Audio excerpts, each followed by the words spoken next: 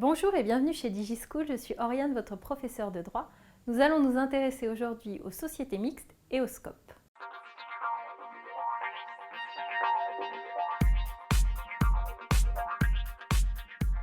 Voyons d'abord les caractéristiques des sociétés mixtes qui sont donc un mélange de sociétés de personnes et de capitaux puisqu'ils ont à la fois des caractéristiques de sociétés de personnes et des caractéristiques des sociétés de capitaux. Alors, le principal exemple de société mixte, c'est le cas de la SARL, la Société à responsabilité limitée. L'article L223-1 du Code de commerce précise que la SARL est constituée entre des associés qui ne supportent les pertes qu'à concurrence de leurs apports.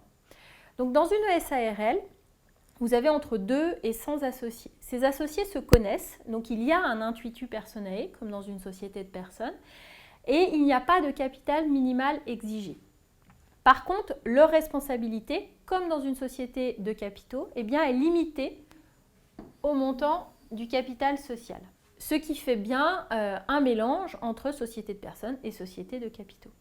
Enfin, les parts sociales ne sont pas librement cessibles. Il faut en fait avoir la majorité des associés pour pouvoir vendre, céder ces parts sociales. Passons maintenant à la société coopérative et participative. Alors, les sociétés coopératives et participatives sont un cas à part. Pourquoi? Eh bien parce que leur objet principal n'est pas la réalisation et la répartition de bénéfices. Une société coopérative peut très bien prendre la forme d'une société anonyme ou d'une société à responsabilité limitée. Simplement, ce qui va faire sa particularité, c'est qu'elle va être constituée entre des associés qui sont en même temps salariés de cette entreprise. Et ces salariés doivent posséder 51% du capital social, donc être majoritaires en termes de détention du capital social, et détenir également 65% des droits de vote. Donc 51% du capital social est aux mains de salariés de l'entreprise, et ils ont également 65% du pouvoir de décision, 65% du droit de vote.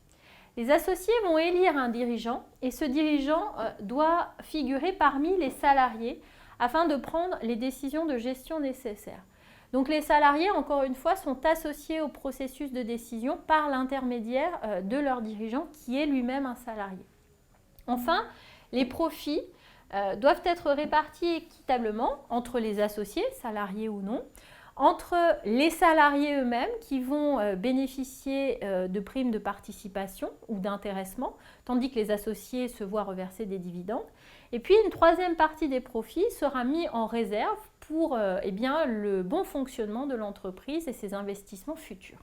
J'espère que ces quelques précisions sur les sociétés mixtes et les SCOP vous auront été utiles. Je vous invite à vous abonner à notre chaîne, à consulter nos autres documents et nos autres vidéos sur notre site internet. Je vous dis à bientôt sur DigiSchool.